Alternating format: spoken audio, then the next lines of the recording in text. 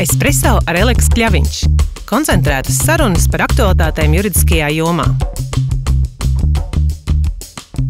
Labdien, mani sauc Irīna Rozenšteina, esmu zvērināta advokāta un darbtiesību praksgrupas vadītāja. Labdien, mani sauc Intis Skaldis, es esmu zvērināta advokāta palīgs un arī specializējos darbu un imigrācijas tiesībās. Labdien, man sauc Osvalds Zebris. Šodien mēs runāsim par iekļaujošu sabiedrību un dažādību, pamatā par tātad darba vidi uzņēmumos, kas var būt gan ļoti motivējoši, gan tieši pretēji, varbūt arī tādi, no kuras gribas tikt pēc iespējas ātrāk prom, un mēģināsim tad šodien runāt varbūt ne tik ļoti tiesiskās un juridiskās kategorijās, bet praktiski, ko tad šie jēdzieni nozīmē un ko praktiski uzņēmēji var darīt, lai viņu darba vide būtu motivējoša. Kāpēc, jūsuprāt, tas ir aktuāli vispār šobrīd par to runāt? Vai ir kaut kas mainījies likumdošanas vidē, vai biznesa vide ir tāda, kur mums šķiet, ka par to būtu jārunā? Tu zini, es domāju, ka drīzāk tā vide ir tāda, vienkārši mūsdienu prasības gan uzņēmēju darbībā, gan vienkārši sabiedrībā ir tādas. Un, principā šiem jautājumiem pievērš ar vien vairāk uzmanību, kas ir absolūti pamatoti. Un, attiecīgi, nevaram mēs nošķirt juridiskos jautājumus no tā, kas notiek sabiedrībā, no tiem jautājumiem, kas tiek celti gaismā, par ko tiek diskutēts. Tāpēc mēs šodien arī gribējām parunāt par šīm lietām. Un no vienas puses mēs gribētu pieskarties, protams, arī tādiem juridiskajiem jēdzieniem, jo tas, kas mums praksē izskatās, ka nereti darba devēji apjūk šajos jēdzienos, un nevienmēr saprot, kas īsti ir tas, ko no manis prasa likums, un kas ir tas, kas ir labā prakse. Bieži vien šie jēdzieni tiek kopā salikti, nevienmēr pareizi interpretēti, un tāpēc tas bija tas iemesls, kāpēc mēs gribējām par to parunāt. No vienas puses varbūt konkretizēt tos jēdzienus, un no otras puses tik tiešām vairāk parunāt par tādiem praktiskiem aspektiem, ko tad nozīmē tas, vai cits jēdziens priekš darba devēja, kas viņam ir jādara. Nu jā, un droši vien arī es tā pieņemu, ka ir šī juridiskā puse, jēdzienu skaidrojošā puse, tad ir kaut kāda morāla ētiska apsvēruma droši vien, vai ne?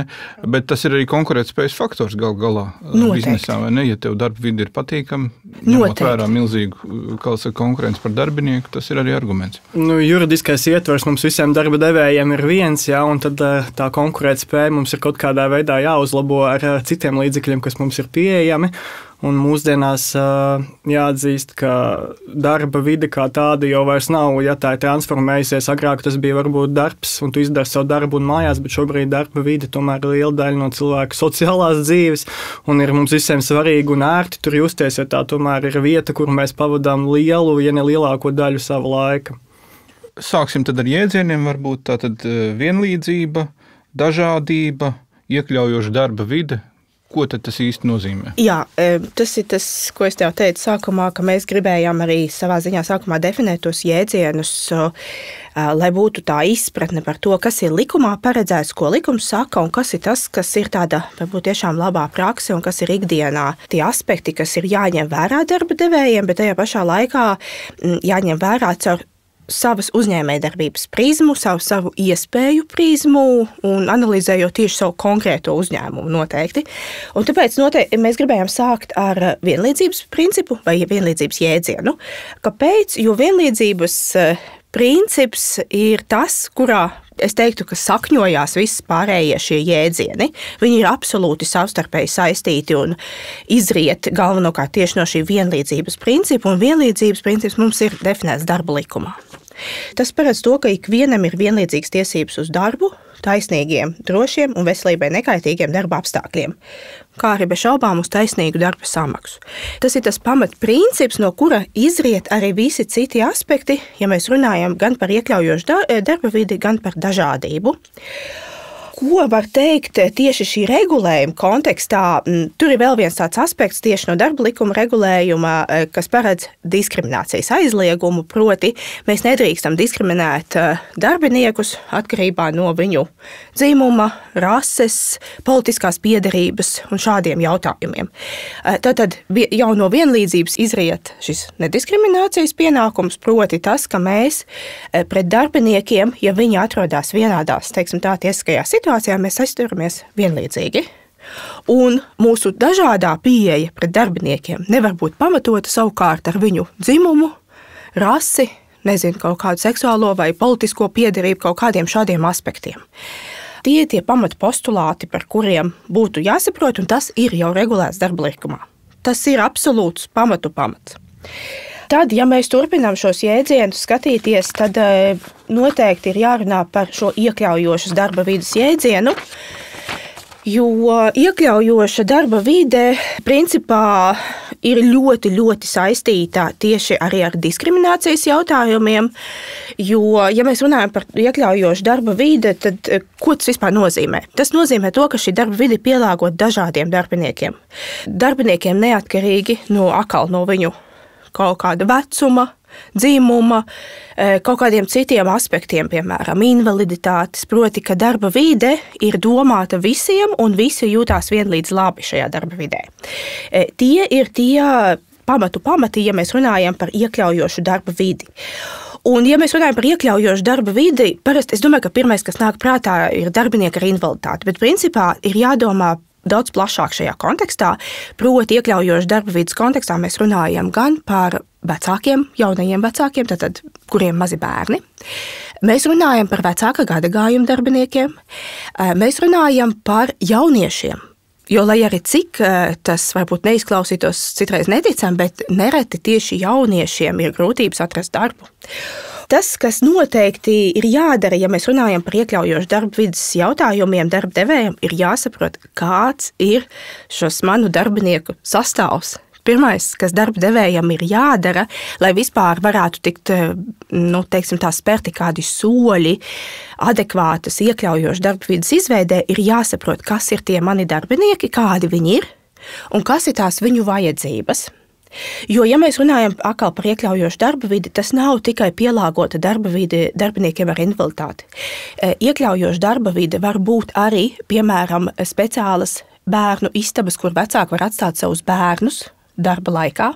Tāpat tās var būt kādas mentoru programmas, lai palīdzētu iekļauties darba vidē, piemēram, jaunāka gadagājuma darbiniekiem vai vecāka gadagājuma darbiniekiem. Principā šie ir tādi aspekti, par ko būtu jādomā darba devējam, kad viņš runā par iekļaujošu darba vidi viņa uzņēmumā. Jā, gal galā arī mikroklimats uzņēmumā, jo es jau kā vadītājs varu būt super iekļaujošs un, kā saka, par dažādību balsot cik vienmēr, bet ja man ir, kā saka, kaut kāds vadības līmenis, kas nav tāda, tad nekas tur baigi forši nebūs. Tur tā lieta, jā. Un, protams, tajā pašā laikā jāatcerās par to balansu, ko es teicu jau pašā sākumā, ka darbtiesiskajās attiecībās primārais jautājums ir, protams, darbinieka spēja veikt darbu, darbinieka kvalifikācija, un nekad tas iekļaujošs darba vidi nekādā gadījumā nenozīmē darbinieku pieņemšanu darbā iz žēluma vai pieņemšana darbā tikai tāpēc, ka cilvēks ir, teiksim, no kādas mazāk aizsargātas sociālās grupas. Tā nav noteikti pareizā pieeja. Tas arī ir tāds aspekts, kas ir jāsaprot, ja mēs runājam par šo jēdzienu. No šiem jēdzieniem izriet arī dažādības jautājums, un te arī rodas tā sajūta, ka nereti mēs nevienmēr saprotam, ko tas nozīmē, ko vispār nozīmē šī dažādība darba vidē un kā mums to veicināt. Un noteikti tas, ko es gribētu pateikt, ka dažādība darba vidē nenozīmē neko līdzīgu nolasas šķirstam, ka mums ir jādabona darbinieku kontingents, kurš sastāvētu noteikti no sievietiem, vīriešiem, darbiniekiem ar invaliditāti, tātad visām iespējamām sociālajām grupām. Tas nav darba devēja mērķis, ja mēs runājam par dažādību, nekādā gadījumā. Dažādības kontekstā jāsaprot, ka darba devēja mērķis ir veicināt šo dažādību, to akceptēt un izmantot pēc iespējas tādā veidā, lai veicinātu uzņēmuma efektivitāti. Runājot par dažādību, nerad saka, ka dažādu cilvēku dažādā pieredze veicina tieši kvalitatīvus lēmumus, pārdomātus lēmumus, un tas ir tas, par ko mēs varam runāt tieši dažādības kontekstā. Un tāpēc ir arī dzirdēts principā jēdziens par dažādību, sasodītā dažādība, tāpēc, ka nereti mums ir ļoti nepareiza izpratne par to, kas ir šī dažādība. Un es zinu, ka pirms vairākiem gadiem, ja mēs runājam par dažādību, tad pirmais, kas nāca prātā, tas ir vīrieši, sievietes, tātad šo vienlīdzīgas pārstāvības nodrošināšana, īpaši vadības līmenī par vīrieši, ka mums ir gan vīrieši, gan sievietes pārstāvēt, piemēram, vadības līmenī.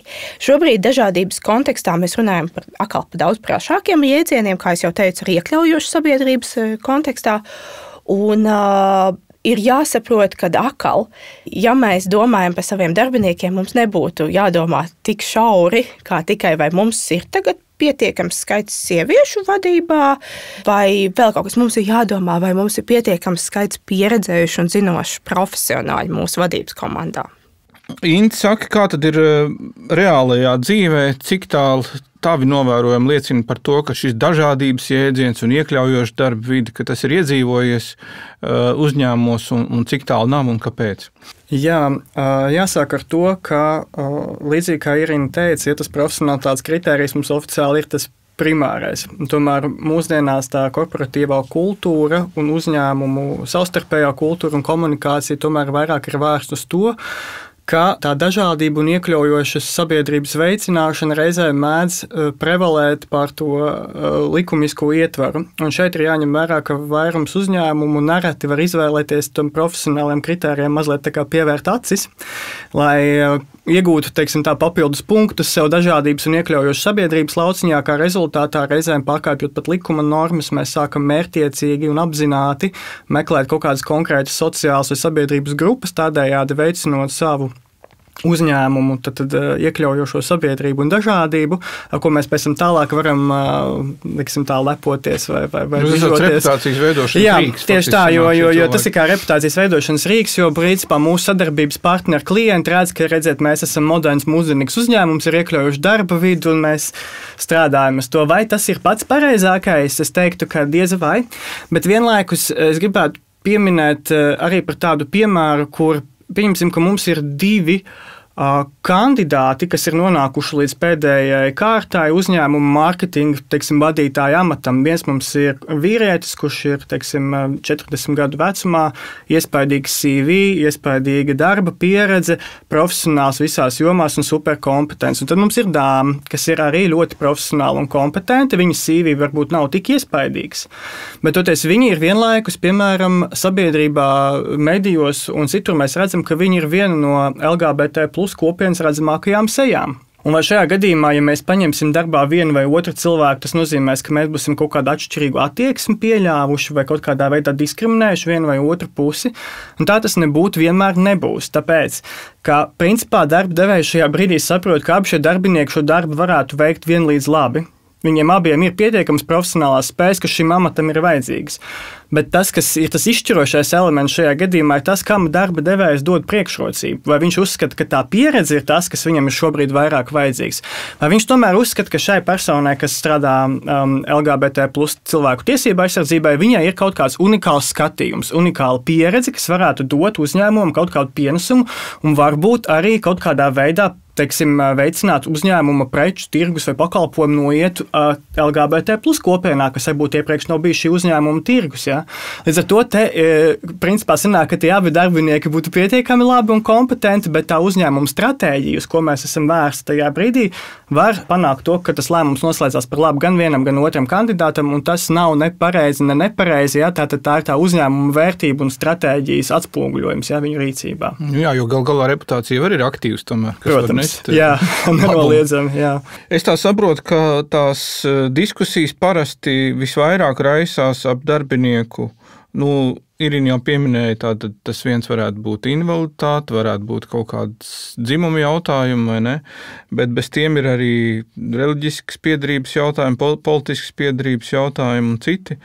Kā tad varbūt praktiski ir, kā ar šiem jautājumiem tikt galā un ko šeit būtu jāņem vērā darba devējiem?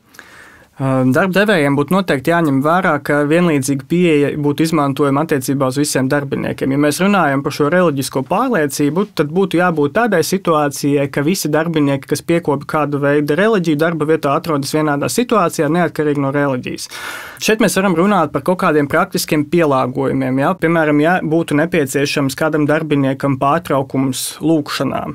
Protams, ka tad darba devējam ir jāizskata, ja šī darbinieka iesniegums vai lūgums par šādu pārtraukumu piešķiršanu darbā un savu iespēju robežās jāizvērtē, vai tas kaut kādā veidā ietekmēs darba gaitu, vai man ir iespēja šo pārtraukumu nodrošināt, vai man ir iespēja šim cilvēkam nodrošināt kaut kādu telpu un meklēt kaut kādu tādu risinājumu. Ja?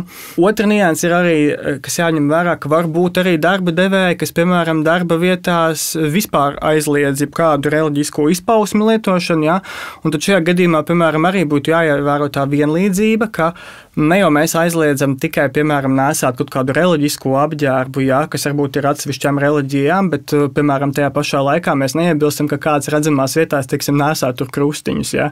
Tad, lai nodrošinātu to vienlīdzību, mēs teiksim gan, ka vieniem, gan, ka otriem nedrīkstam nesāt. Mēs varbūt nevaram ierobežot jūsu tiesības darbiniekiem nesāt reliģiskos simbolus, kas nav redzami. Ja. Mēs nevaram teikt, ka jums zem apģērba tu nedrīkst būt vispār nekā. Ja. Tas darba devēja īsti neattiecās. Bet, ja mēs ieviešam kaut kādu prasību, ievērot vai neievērot, tad, ja neievērojam, tad neievērojam visi un savu reliģiju piekopjam mājās ārpus darba, bet, attiecīgi, ja mēs to daram darba vietā, tad visi atkal kaut kādā veidā meklējam tos risinājumus, kā visi var to, teiksim, bet no likuma viedokļa es drīkst prasīt darba devējiem laiku lūgšanām? Protams, ka tu vari prasīt darba devējiem laiku lūgšanām, un tieši tās mūsu dažādības un iekļaujošas sabiedrības kontekstā tam varētu būt mūsdienās ar vien lielāku nozīme. Jautājums ir par to, kā šo darbinieku lūgumu praktiski izpildīt. Mēs visi zinām, ka mums ir noteikts darba laiks dienā, teiksim, tur 8 stundas, un tad arī var tikt noteikti dažādi pārtraukumi. Pēc likuma sanāk, ka mums būtu vismaz pēc 4 stundām jānodrošina pusstundu garš pārtraukums. Praksē tie pārtraukumi var būt vairāki, dalīti dažādi, ja tik tālu, cik tālu viņi tiek piešķirti.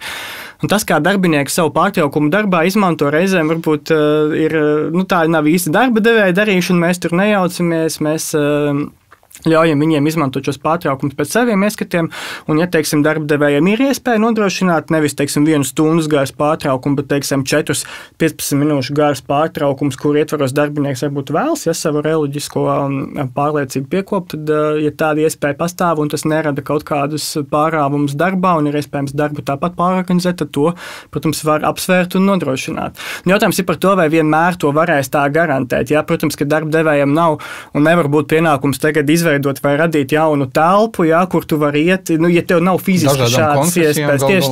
Tieši tā. Tāpēc līdz ar to tur vienmēr ir jābūt izskatītām samērīgām iespējām, un, protams, ka, ja to fiziski nav iespējams nodrošināt, darba devējs to arī atteiks, jo vienkārši pateiks, ka mēs atzīstam jūsu tiesības un piekopt savu reliģisko brīvību, bet, diemžēl, mēs jums nespējam nodrošināt to, ko jūs vēlaties. Un tad mēs varam skatīties, vai šim darbiniekam varbūt var noteikt elastīgu darba laiku, attālinātu darbu, kur viņš, teiksim, daļu laika var strādāt mājās, un, ja viņam tur ir nepieciešams, tad tur viņš var šo savu reliģiju, teiksim, piekopt, vai meklēt kaut kādus citus alternatīvus risinājumus, lai tomēr tas nepaliktu tā, ka mēs vienkārši pasakam nē un sakam, ka mēs šajā jautājumā neiedziļināsimies un nevērtēsim vispār nekādu iespēju. Bet vai nav tā, ka visvairāk jau droši vien šī reliģiskie jautājumi, bet arī politiskie kaut kādā mērā un seksuālas pārliecības jautājumi, ka tie ir, kā saka, lielā kolektīvā, tie ir tādi triggeri, kas var izraisīt tomēr arī konflikta situācijas.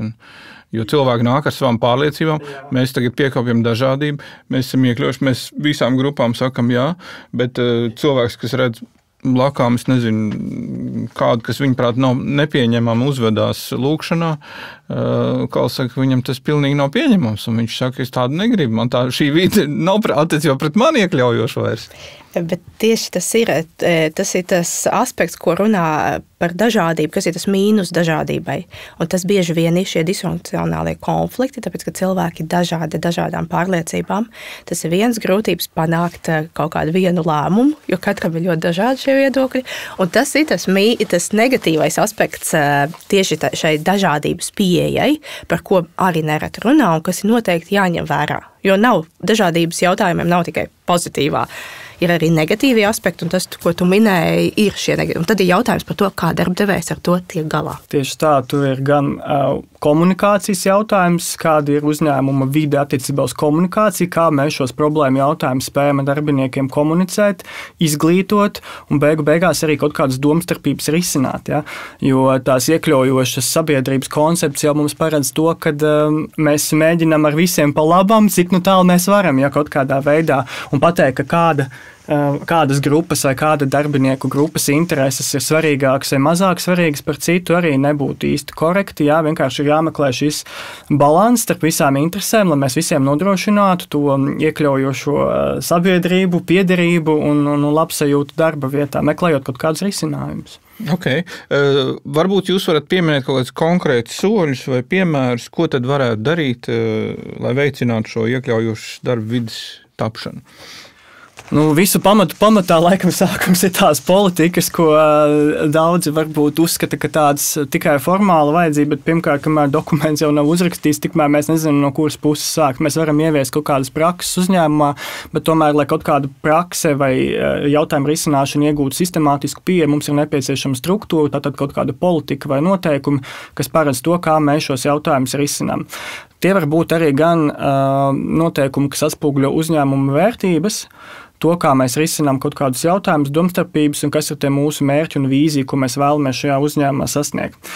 Viens tad būtu tā politikas sastādīšana, otrs, kas ir nemazāk svarīgs, ir šo politiku iedzīvināšana un praktiska pielietošana dzīvē. Tas nozīmē nodrošināt tādus mehānismus, lai šajā politikā aprakstīto mēs varam īstenot arī dzīvē. Tad tās var būt gan apmācību organizēšanas, interešu grupas, dažādi pasākumi darbiniekiem vai darbinieku grupām, kurās var iesaistīties ik viens interesents, kas varbūt vēlas kaut kādā veidā paplašināt to savu redzesloku vai uzzināt kaut ko jaunu, un kas, viņam varbūt palīdzētu labāk saprast to, kāpēc tie darbinieki ir dažādi, un attiecīgi varbūt arī vairāk saprast tos citus, jo mēs visi gribam, lai mūs saprot, bet reizēm mums ir grūti varbūt saprast kādus citus. Vēl viens arī noteikti ir atbalsts un sadarbība ar kopienu organizācijām, jo dažādām grupām vienalga, vai tās būtu seniori, vai tās būtu jauno vecāku, vai tās būtu LGBT plus kopienu, arī atbalsts un iespēja nākt, un stāstīt, vai veidot kādas prezentācijas darbiniekiem regulāri.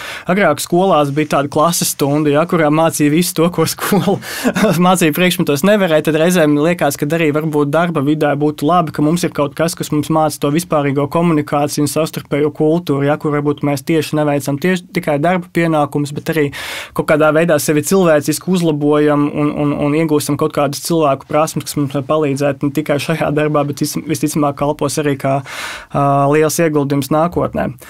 Un te laikam arī tas, ko Irina minēja, kaut kādi tie pielāgojumi, ko mēs varam meklēt darba vietā, un, protams, vēršanās pret kādu veidu diskrimināciju vai kaut kādu naidīgu attieksmi pret noteiktiem darbiniekiem vai to grupām. Tas līdzekļu un risinājums, kā es domāju, ka tie tikai daži instrumenti, ko es varu nosaukt, tur katrai organizācijai varbūt ir sava specifika, ko un kā darīt. Jo katram jau darbdevējiem ir jāizvēlās, kāda ir tā viņa nostāja, jo tas, ko Incis iepriekš minēja par šo reliģisko jautājumu. Tad ja tu kā darba devējs uzskati, ka šiem jautājumiem nav jābūt darba vidē, tad tu savās iekšējās politikās nostādnēs jau to pasludini, lai visiem tas ir skaidrs, lai ik viens potenciālais kandidāts nākot darbā zinātu, kāda ir tava kā darba devēja attieksme. Tikpat labi atkal var būt jautājumi par seksuālo piederību. Ja tu esi uzņēmums, kas ārkārtīgi iestājās par šiem vērtībām un šiem jautājumiem, ārkārtīgi veicina apzinātību sabiedrībā par šiem problēmām, kas ir. Un ja ir kāds kandidāts, kuram varbūt tieši otrādi ir ļoti konservatīvi uzskati, šim kandidātam būtu jāzina, kāda ir tā tava nostāja uzņēmumā, lai viņš varētu izvērtēt, vai vispār nākt strādāt pie tevis. Kāds ir tās uzņēmuma Kāds vērtības? ir vērtības, un tas ir tas lai pamats. tu šeit justos labi un lai mūsu vērtības saskanētu. Nu jā, jo uzņēmums jau nav nekāda abstrakcija to veidot cilvēku. Katrs nāk ar savu kaut kādu emocionālu un pārliecības spēku tur. Bet kāds varbūt ir jūsu vērojums vai sajūta par situāciju Latvijā, Latvijas uzņēmumos? Šajā iekļaujošas darba vides un dažādības kontekstā, vai viņi nāk pie jums pēc padomu prasīt, viņi nesaprot, kāds likums uz ko attiecās, vai kāda ir tā situācija? Tas ir tas iemesls, kāpēc mēs domājam par šo podkāstu, ir kāda nerad darba devēji apmaldās šajos visos jēdzienos un noteikumos, un nevienmēr spēj definēt, kas tad ir tas, kas viņiem ir svarīgi, kas ir jāņem vērā atbilstoši likumam, un kā īsti viņi to var realizēt. Un nerad, protams, rodās arī kaut kādi konflikti, kas ir jārisina ar darbiniekiem.